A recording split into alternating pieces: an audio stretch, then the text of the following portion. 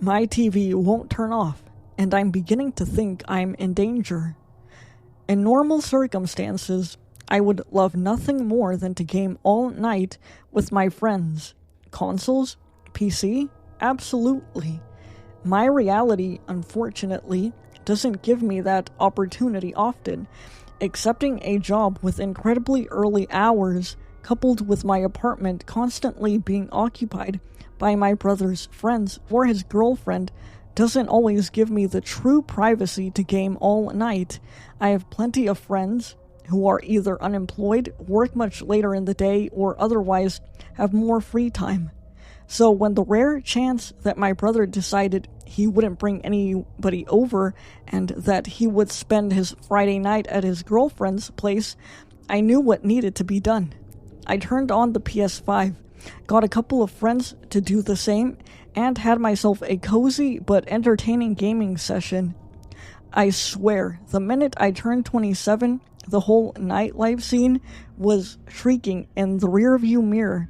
Nearly gone are the days of overspending on drinks in a sardine can of sweaty, drunk, and rowdy 20-year-olds that you can barely hear over the bumping of music you can listen to at home. Get me a couple of drinks from the mini fridge, slip into some comfy clothes, and escape into whatever game we end up playing with people I actually know and enjoy. But I'm not barricaded in my bathroom writing to a bunch of strangers about how gaming is the best and nightclubs are for bozos. No, I'm in here because of what happened in the past several hours and any information that I can get to save my damn life. I had checked the time after we had lost my third match in a row, 12:19 a.m. I don't know, man, I groaned. It's getting a bit late for me.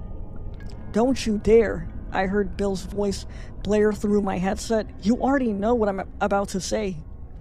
I opened up another drink, staring at my TV, my PS5 whirring in anticipation, the quote Bill always would in these trying times.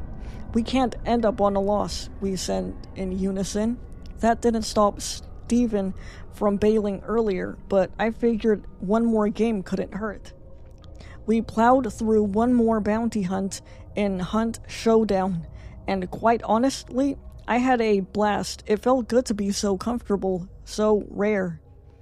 After successfully ending on a win, I decided that was a wrap and said my goodnight to Bill.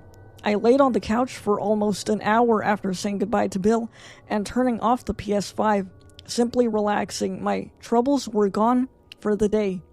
And even though it was only a few steps away, thinking about curling up in my bed made it feel that much more exciting. I savored the moment for a little longer. I began my bedtime ceremony. Something grabbed my attention while I was brushing my teeth. Hello? I heard come from the living room. It sounded familiar. Did I leave the PS5 on by accident? Was it Bill or maybe Steven? I crept into the living room to investigate. My console wasn't on, so I could rule out my initial theory. My TV, however, was on. It had that weird sort of black screen that makes you do a double take as to whether or not it's actually online. But the little blue light on the bottom of the screen was indeed on. Must have double tapped the power button. I grumbled to myself, reaching for the remote in the dark. Please, no. I heard whimpering from the TV. Confused and unnerved, I shut the TV off and sighed. Then it turned back on. I turned it off again. Once again, it turned back on. The hell? I asked myself in the dark.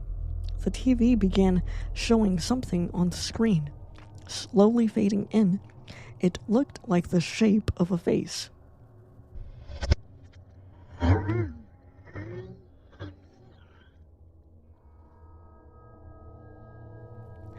Whatever was on screen spoke to me.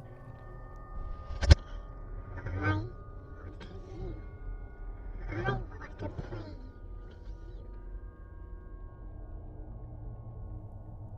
voice started warping and sounded more uncanny. I tried shutting it off again.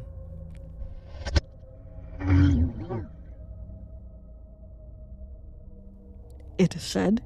Then it seemed like it had shut off for good this time. I was still a little frozen and uncomfortable from the whole thing. "You're still here?" It spoke in a familiar voice that left me feeling more fearful than relieved. It began speaking in my voice. I knew you would. The TV flashed, displaying my face, but wrong. My eyes were the wrong color, and my mouth wasn't that wide. "The game will start in 30 seconds, it said to me. Its eyes, or my eyes, followed me as I paced around frantically. Screw this. I eventually snapped out of my daze and yanked the TV's power from the wall. It seemed to shut down for good. I heard my own voice laughing. It sounded like it was in the walls itself. I booked it to the bathroom and locked myself inside. What the hell was it doing? How did it have my voice? I did my best not to doze off, but eventually I did, momentarily. I heard a thud from outside.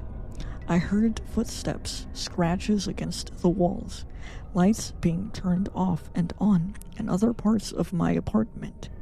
"Where are you?" the thing asked in my voice. "Where are you?" It asked shortly after, its voice sounding like it was overlapping. There was only one of them out there, I would have hoped. "It's been like this for 3 hours. I don't want to engage with whatever is out there.